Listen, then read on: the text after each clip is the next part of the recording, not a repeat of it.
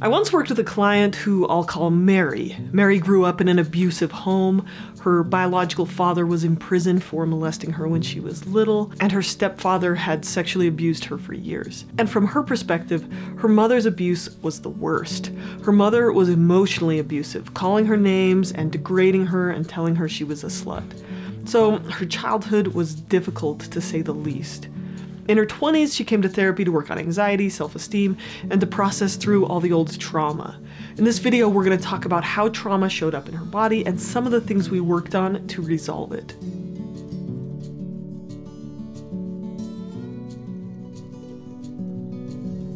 To be honest, I really don't like most of the pop psychology out there about self-esteem. All the exercises that have you look in the mirror and say nice things to yourself, they just really don't work for me.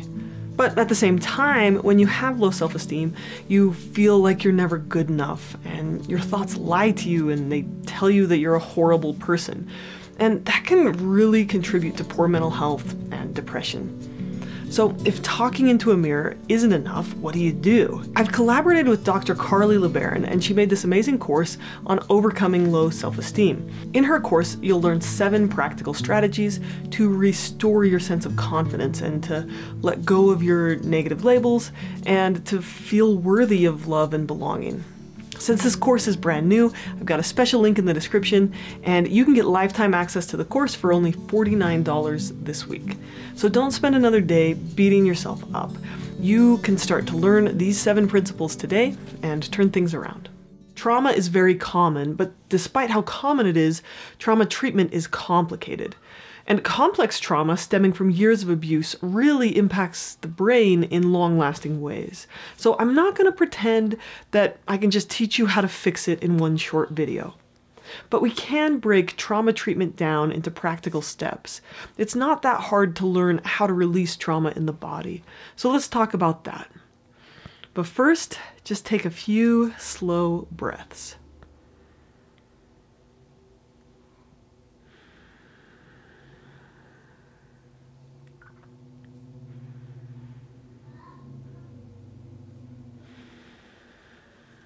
Now, just like that, you sent a message to your body that it can turn on the parasympathetic response.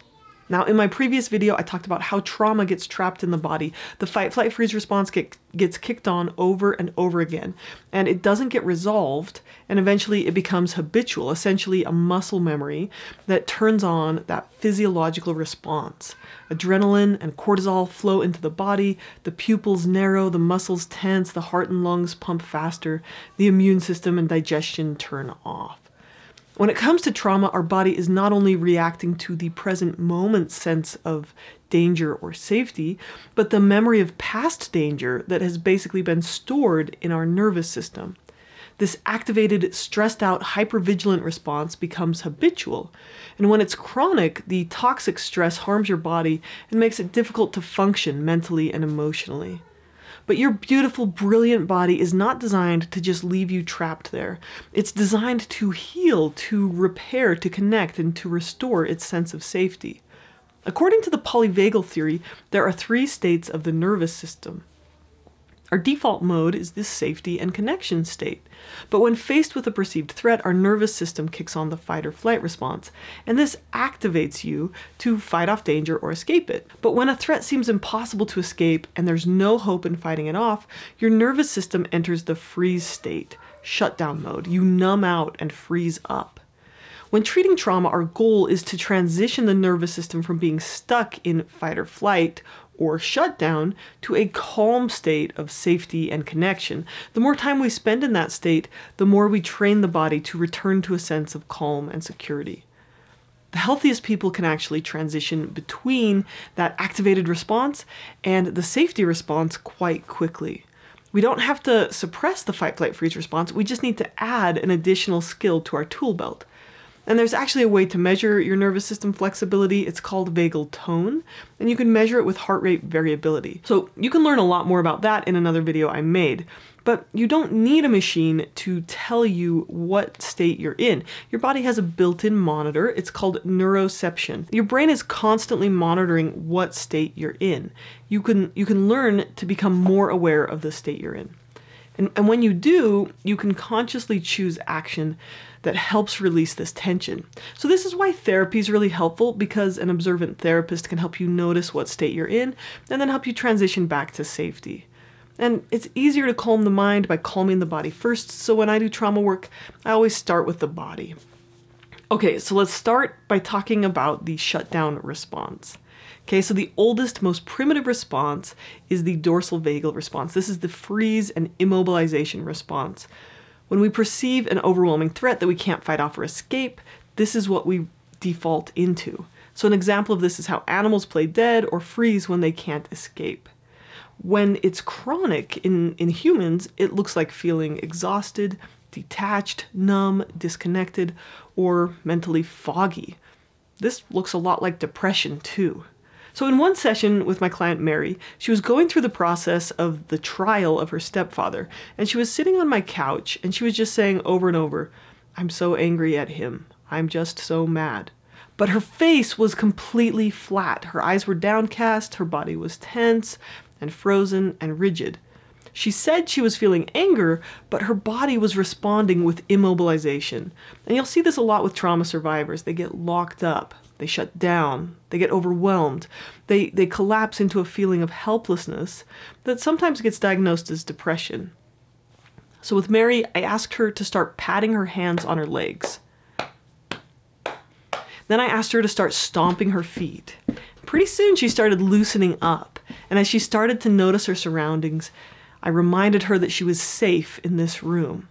Her face became more expressive, she started smiling and laughing a little bit, but then she was also able to actually feel her anger, and she was actually mad. By moving her body around, we were able to shift her from shutdown mode into a more activated state. We also really bugged the therapist in the office next to me. She barged into my session and she's like, "Is there a therapist in here?" And me and my client kind of laughed our heads off about it later. So anyways, you may need to find a quieter place to do that kind of activity, right? To get out of that freeze response. But movement, and just even like shaking your hands out, patting, tapping, touching, right? Just getting back into connection with your body can help you get out of that freeze and shut down response. So the second level of trauma is being stuck in the fight or flight state, or the sympathetic state. And this can look like anxiety, hyperactivity, hypervigilance, oversensitivity. So your body is mobilized to manage threats. So most of the time when Mary came into the office, she was stuck in this mode. Her hands jiggled, her legs jiggled, her hands never stopped moving. She had a hard time concentrating, she was jumpy, she didn't sleep well. So in this stage, we worked on soothing her nervous system. We practiced tapping, slow breathing, yawning, stretching. Sometimes we danced or yelled. And when she was triggered, she learned to calm down and get centered in her body. Sometimes she would use a grounding skill, or she would hold a heavy object. But each of these activities gradually helped her feel a sense of calm. Okay, the third state is the ventral vagal state. This is the safety and connection state. Some people call it rest and digest. Others call it feed and breed, but this is the state, it's where your body rests, it heals, but it also gets excited and engaged. You experience joy, right? Your blood pressure drops, your body relaxes. This is the most flexible state. It can be playful, adaptive, curious. You can connect to others. It's both active and restful. As therapy with Mary progressed, she spent more and more time in this state, and she was able to process through and resolve some of her painful memories. We also started doing some work with Mary and her husband. So he would come in and they would talk about trauma or some problem in her family. And then if she got upset, Mike would soothe her. He would look her in the eyes and tell her, "It's going to be okay." And he would hold her hand or he would hug her. Now, eye contact and hugs actually change brain chemistry. They release oxytocin, which is one of the attachment hormones. And they send a message to your nervous system that you are safe. Mary and Mike would cry together and they would laugh together, but they were safe together. He treated her well, and they worked that healing process together. So you really can learn to release trauma from your body by retraining the nervous system to spend more time in that state of safety. And just to overview some of the body-based treatments for each state, here are 7 ways to restore a sense of safety to your body. And I've got videos on each of these if you want to learn and practice each exercise. So First one is perceived safety. You say, in the present moment, I am actually safe. The exercises are all about reorienting to the present and grounding with the 5 senses. Number 2 is connecting with your body, patting your legs, patting your hands, tapping, right? Just reconnecting with your body movement. Number 3 is taking the body through its cycles, shaking, dancing, exercise, yoga, laughter, right? So if you're feeling tense, let yourself tense. If you're feeling shaky, exaggerate those shakes. Your body's trying to tell you something and have you work through and resolve something inside of it. The next level is to soothe the body. So to go from an activated state to a calming state. You can use your 5 senses. You can use gentle breathing. You can use progressive muscle relaxation or paced breathing. And then you can learn to turn on the parasympathetic response. You can try exercises like the yawn, softening your gaze, pelvic floor relaxation, and deep breaths. And basically any activity that regulates breathing, like swimming or playing a wind instrument, each of these can help turn on that parasympathetic response as well. And then connect with others who make you feel safe. Eye contact, hugs, listening to the human voice, looking at an expressive face, emotional intimacy, sexual intimacy, these all trigger a chemical change in your body. And then after we soothe the body, we can engage in cognitive reprocessing of trauma, drawing, talking, writing. When your body's in a state of calm, you can work through the old painful memories and sensations and essentially reinterpret them from your new sense of safety. So for example, that hurt really bad when I was little. It wasn't my fault, and now I'm an adult and I'm safe, etc. Okay, I hope this was helpful. Thank you for watching, and take care.